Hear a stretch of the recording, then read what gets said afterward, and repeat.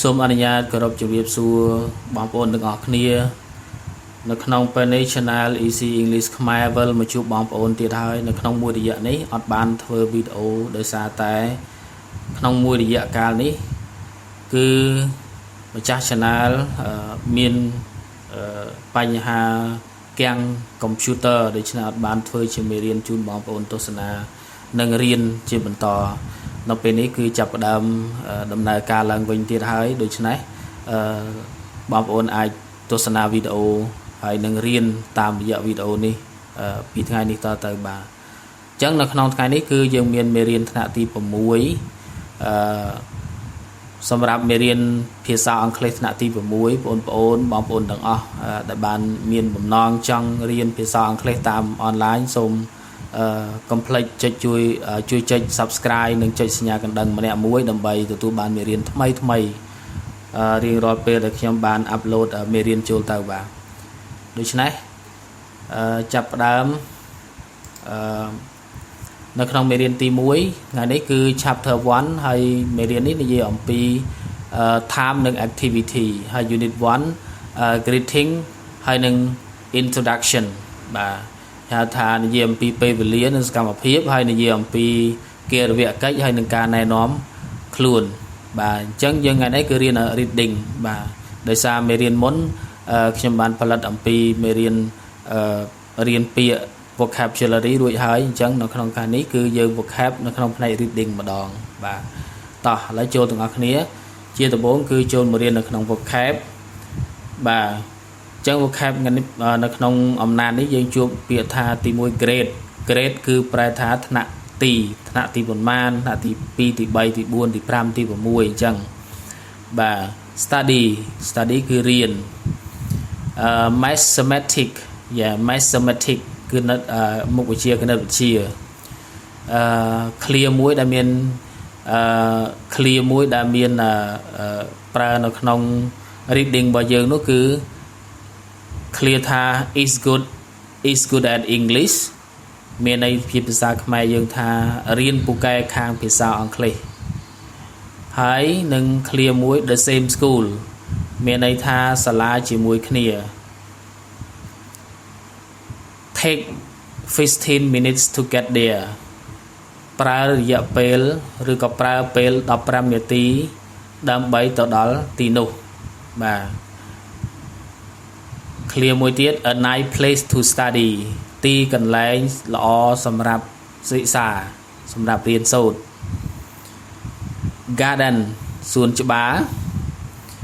playground មានន័យថាទីធ្លាសម្រាប់លេង football field មានន័យថាទីលានបាល់ទាត់បាទអញ្ចឹងគឺអស់ហើយបងប្អូនអញ្ចឹងយើងចូលមកដល់អំណាននៅក្នុងថ្ងៃនេះបាទដូច្នេះបងប្អូនព្យាយាមអានតាមហើយព្យាយាមកត់សម្គាល់នៅ clear ហើយនឹងសូរសំឡេងនៅការលើកដាក់សំឡេងនេះទាំងអស់គ្នា read the text hello my name is Ratha I am 12 years old បាទកន្លែងនេះ years old បងប្អូនបាទ I'm in grade 6 I have a brother and a sister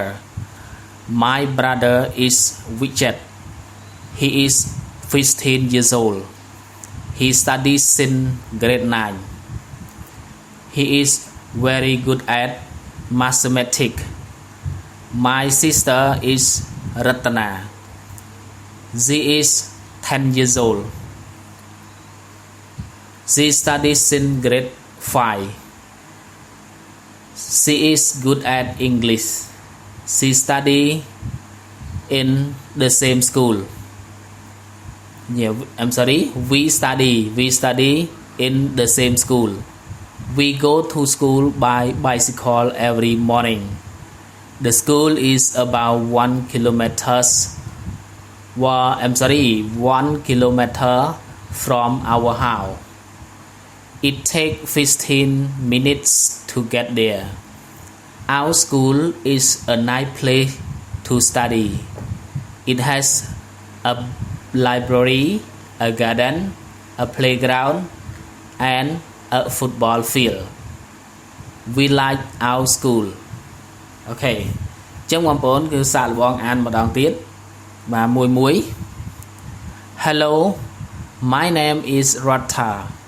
I am 12 years old. I'm in grade 6. I have a brother and a sister. My brother is Vichet. He is 15 years old. He studies in grade 9. He is very good at mathematics. My sister is Ratana. She is 10 years old. She studies in grade 5. She is good at English. We study in the same school. We go to school by bicycle every morning.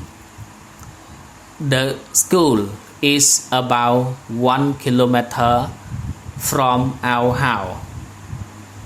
It takes 15 minutes to get there. Our school is a nice place to study. It has a library, a garden, a playground and a football field. We like our school. បាទសួស្តីបងប្អូនបាទសួស្តីសាជាថ្មីម្ដងទៀតបងប្អូនគឺពេលដែលបងប្អូនអានគឺត្រូវអានភ្ជាប់សូរសំឡេងនៅក្នុងកន្លែង years-old បាទ years-old ភ្ជាប់សូរសំឡេងគ្នាហើយនៅក្នុង clear ដែលត្រូវភ្ជាប់សូរសំឡេងមួយទៀតគឺ clear studies in grade 5ហើយនឹង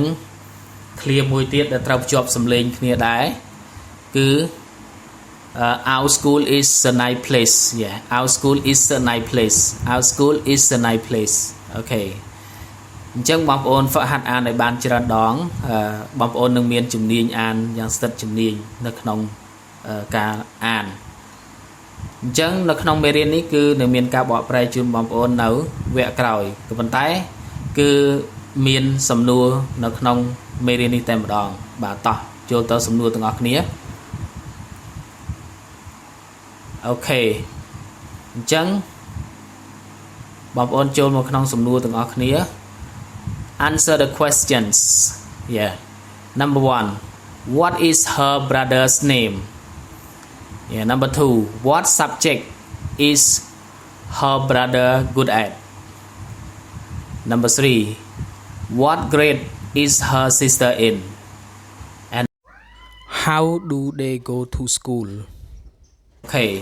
ចឹងបងប្អូនព្យាយាមឆ្លើយសំណួរទាំង4នេះដោយយើងមើលទៅលើអត្ថបទអានទៅលើអត្ថបទហើយបងប្អូនព្យាយាមឆ្លើយសំណួរនេះបាទនេះអត្ថបទដែលបងប្អូនត្រូវអានបន្ទាប់មកបងប្អូនអាចឆ្លើយសំណួរនៅទីនេះបានបាទអញ្ចឹងនៅក្នុងមេរៀននេះគឺមានត្រឹមតែប៉ុណ្ណេះហើយយើងនឹងជួបនៅក្នុងមេរៀនបកប្រែអត្ថបទទាំងមូលហើយនឹងឆ្លើយសំណួរនៅបន្ទាប់ទៀតបាទអរគុណច្រើនជម្រាបលាកុំភ្លេចជួយចុច Subscribe និងចុចសញ្ញាកណ្ដឹងហើយនឹង share មេរៀននេះបើបងប្អូនទាំងអស់គ្នាគិតថាមេរៀននេះមានអត្ថប្រយោជន៍ចំពោះបងប្អូនកូនចៅកូនក្មួយទាំងអស់បាទសូមអរគុណជម្រាបលាជួបគ្នានៅវីដេអូបន្ទាប់ទៀតបងប្អូនបាទ